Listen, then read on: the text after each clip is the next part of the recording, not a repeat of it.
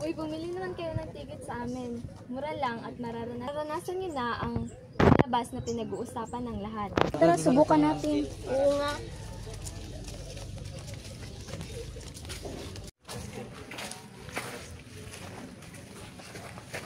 Kamaron konsido.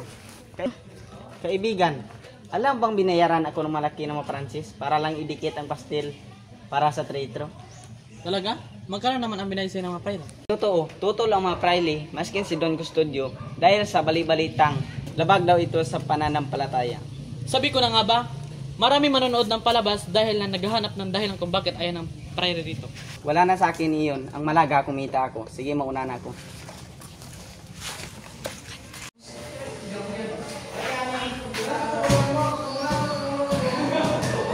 Saan niyo ba? Ang magiging hudya ay isang sigurado may binabalak sila. Sigurado mas malakas sila. Kaysa akin nila. Sigurado yayaman tayo kapag tayo kapag. Tandaan, ang isang hudyat ay isang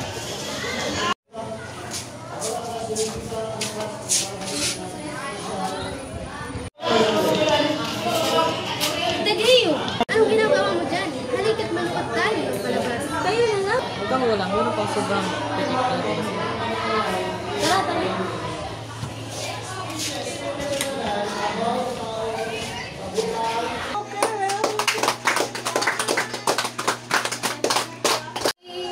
parang ihip ng hangin. Ako'y nakahingadan sa'yo. Tadhana naman ka lang sa puso ko.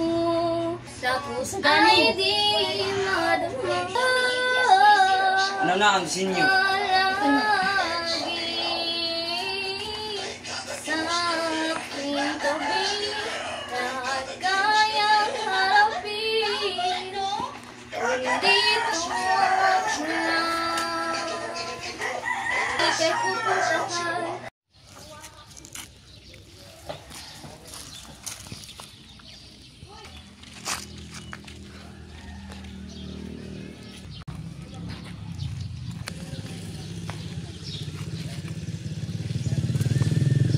Nabalitaan mo na ba ang sakit ni Simon? Sakit siya? May balita kasi hindi niya tinatanggap ng bisita. Maski nga yung Meral, hindi niya tinatanggap. Ganun ba? Maski nga ako, hindi niya tanggapin. Bakit si Simon? Napapansin. Ngunit yung mga kawal na galing sa bigmaan, hindi man lang sila nabibigyan ng pansin. Isagani, ano nang balita sa aking asawa? Gusto ko na siyang himalayan upang makapag-asawa ako muli. Linya Victorina, ang lugang pamaypay nito ulit sa sigang pasigan. Ano't halit nagpuntahan natin? Sagani, maniwala ka sa akin. Hindi ko gusto mo makasama. Nito sa palabas ba yun? Puro sa ibang babae siya nakatingin, hindi sa akin. Saka mas gusto siya ni Dunya Victorina. Ay mahal, isisi na ako'y magselos. Ang gusto ko lang naman ay makasama ka sa isang nayon at makaramdam ng isang kalayaan. Pero ayoko manirahan sa bayan. Masyado yung malayo at saka di ako sanay mapagod. At masanay ako na may sasakyan. Huwag kang magalala. Magkakaroon din ng daan ng bakal doon. Imposible. Manabusabos ang bayan na to. Maniwala ka. At magiging totoo ang aking pangarap. Kung di man ay magiging masaya na ako sa iyong pag-ibig. Tsak na ipinagmamalaki mo ako dahil mamamatay ako na ipinaglaban ng ating bayan. Alam mo bang tungkol sa nagsikan? Dan, wala akong alam tungkol sa nagsikan. Sino ang masangkot dito? Hindi pa sigurado, pero marami estudyante ang sangkot dito. Talaga? Sige na, mauna na ako dahil may pasildi pa akong pupuntahan. Sige. Balitaan niyo na bang nangyari kay Simon? Sabi-sabi nga nila, nakita siyang binabas sa isang lisangan. Ang balita ko ay Huwag kayong maingay at may nagmamasin sa atin na labas. Lamang ang hinihintay natin. Grabe, tagal dumating. Oo nga, anong oras na ba? Sana si Basilio na lang ang imbita natin. Oo nga, para mapalasing natin.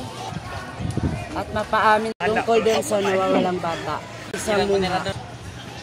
Gani, sa wakas, nandito ka na. Halika at maupo ka upang masimulan na ang usapan. Tadeo, simulan na natin ang talumpa upang hindi tayo mahalata. Kumpay na akademya ng wikang Kastila. Tayo ay tipon upang. Sandali, tigilan mo yan kung piki lamang ang iyong talumpati. Ang mga praile ang ating mga kasama mula pa sa kamasmasan hanggang sa libingan. Kaya mas manararapat natin silang pasasalamatan. Hindi ko alam, bakit tayo minamatyagan ng paboritong estudyante ni Padre Sabayla? Oo nga eh, dahil pinagsilbihan ng isang general ang alipin ng bisector.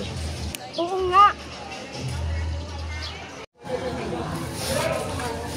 Basilio, kasama ka ba sa piging naganap kagabi? Hindi, kasi nalagaan ko sa Kitang Sagot. Pero parte ka ng akademya ng wikang Kastila. Oo. Kung gayon ay dapat kinabuhi at kunutin at sinugin ang mga papel na magtuturo sa iyo dahil buwang sa gaya mo ang nuturo na kasama sa himaksikan. Kasama ba si Simon o puro mga tulisan na? Hindi dahil sa sabing may sakit siya at taong hindi kilala at Simon, hindi dahil sa sabing may sakit siya at tinugbog na isang taong hindi kilala. At hindi rin naman nuturo ang mga tulisan. Ngunit bakit mag-aaral ang mga sangkot? Dahil may mga nakitang pastel na nakadikit sa pinto ng universidad. Pawang mga estudyante ang sinasabing naglagay nun. Sandoval! Sandoval! Basilio, anong nangyayari at bakit nagkakagulo ang lahat? Wala ng klase at ang membro ng kapisanan ay mabibilanggo. Wala nga akong masalanan, hindi nga ako parte ng anumang organisasyon. Mag-aral, hindi dapat tayo matakot at wala naman tayong ginagawang masama. Isang karangalan na lumaban at hindi umatras sa anumang dala ng bintang sa atin. Iba ka talaga, Basilio, at nawa mo kaming samahan sa oras ng pagpitan. Ano pangalan mo? Basilio po. Sumama ka sa amin, isa ka sa membro ng wikang Kastila. Ho, hindi po. Huwag ka magalala, kaibigan. Malalampasan natin itong mga pangyayaring ito. Pinapatawag niyo daw po ako, Padre. Narinig ko ngayong talumpati tungkol sa mga praile at lubha akong mahanga sa iyo. Dahil naniniwala ako na karapatan mo sabihin ang iyong naramdaman at saloobin. Maupo ka at may sasabihin ako sa iyo. Sige ho, wag na po. Tagal ng aking pagtuturo ay nagturo akong mabuti upang kayong mga estudyante ay matuto. Ngunit ang nakuha kong kapalit ay panglalait lamang. At ang nakapagtataka pa ay walang naglakas loob sa inyo na sabihin ang iyong tunay na nararamdaman sa harap natin. Hindi niyo masisisi ang mga mag-aaral dahil ayon ang tinuturo sa kanila. Hindi ako tulad ng sinasabi mo. Pinapahalagaan kita. Pero pag sa oras na nagkamali ka ay tatamain kita. Ibahin na lang po natin ang usapan. Mo akong bilang pare, ituturing na rin kitang bilang estudyante. Ano ba ang mga kailangan nyo sa mga praile?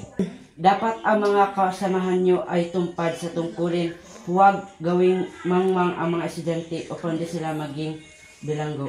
Ay para lamang sa may mga mabuting kalooban. Upang hindi ito masayang ay sumusunod lamang kami sa gusto ng pamahalaan. Ang po namin ay maayos ng pakikitunguhan.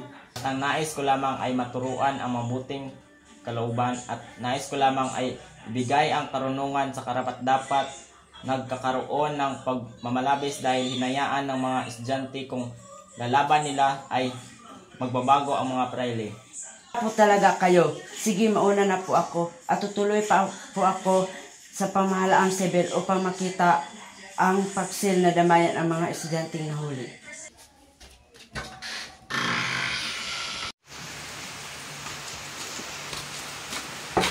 Simon! Ang Quiroga, paumanhin, ngunit ayaw mapakita ni Ginoong Simon kahit kanino man. Sige. Go. Don Custodio! Ginoong Quiroga, patawad. Ngunit wala dito si Don Custodio ngayon.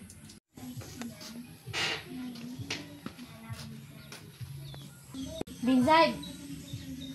Binzaib! Go. Binzaib!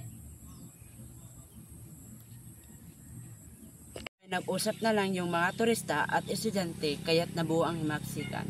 Usapan ay sa pagsikerya daw sila nagplano at nagkunwaring sasayo sila ngunit nagpaplano talaga. May posibilidad din na may vapor ng aliman na tutulong sa mga estudyante.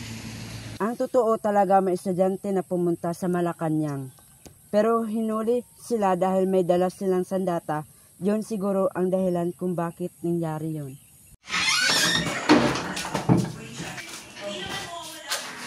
Ano nangyari? At bakit nyo nalugog ang aking bahay? Hinuli si Basilio ng mga kawal sa pagiging kasapi ng mga hihinalang kasapi ng mga himagsikan. At sinamantala ng mineral ang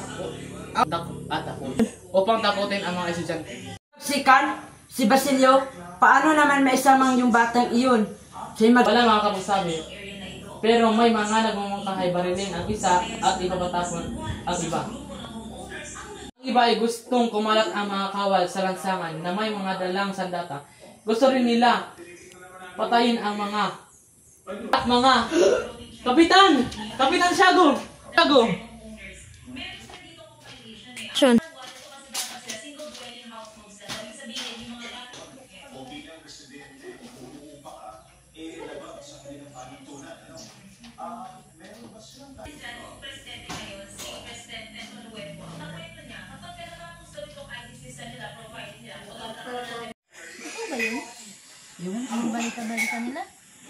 Mga kabataan, sumama kayo sa amin at huwag na kayong magtangkang tumakas pa. Kausap, sa mga nahuli, maski si Tadeo, may balita-balitang Wala ako nakausap. Sa mga nahuli, maski si Tadeo, may bali-balitang patay na. At pati si Isagani, nagpahuli ng kusa. Ngayon ay kailangan nating mag-ingat at maghanda. Ang balita-balita ay pupugutan ng ulo ang may sala. Ang maniwala, wala si Simon kaya walang magsasabi sa general. Ngayon, halina't tayo'y umuwi. Uy, bawal dito matulog. Oh, bakit may dugo dito? Tulong! May bahay dito.